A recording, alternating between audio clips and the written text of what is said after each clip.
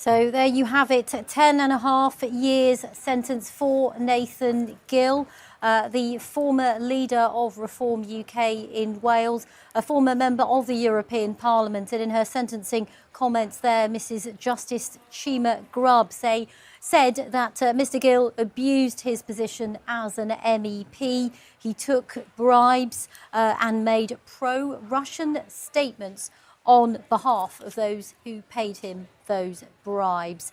Most crucially, a pro-Russian Ukrainian politician was mentioned in those sentencing remarks. We'll get into a bit more detail about the case in a moment. But first, let's get reaction from the Old Bailey by going to Nick Johnson, our correspondent, who is there for us. So the judge has just sent down a sentence of 10.5 years. And we heard before that sentence was delivered, didn't we, Nick, from the prosecution as well, reminding people of what Mr Gill did.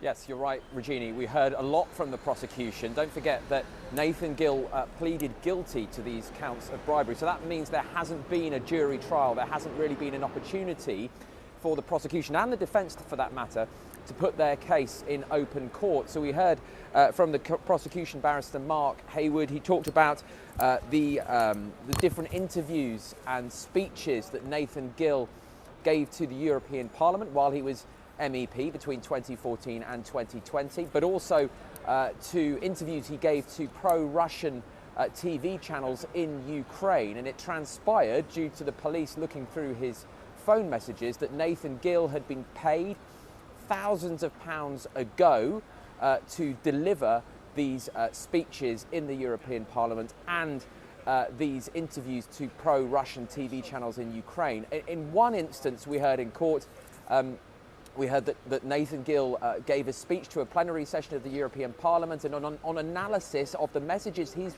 received from a pro-Russian Ukrainian politician, Oleg Voloshin, that actually Mr Gil gave almost verbatim one of the script suggestions that Oleg Voloshin had sent him in those messages.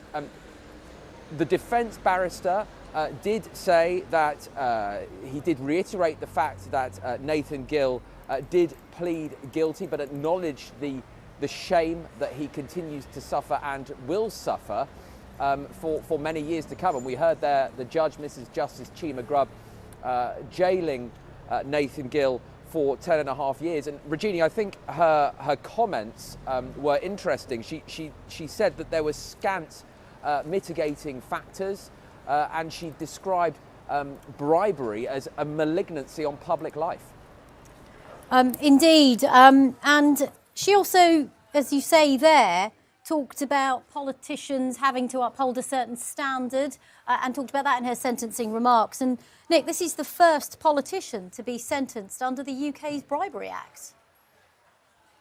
Yeah, a really significant moment, and one that has actually been marked outside the Old Bailey today. They're not here now, but earlier there was a group of pro-Ukrainian protesters. They were stood outside court waving Ukrainian flags, saying that they wanted to witness this sentencing. They talked about corruption.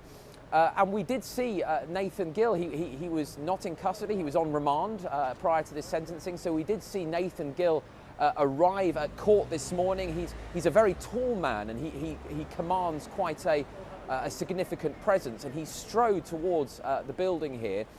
He was surrounded by a gaggle of journalists, and he was using his hands to effectively part the way for journalists, defiantly walking into court. And then in the courtroom itself today, he was sitting just with one security guard in the dock.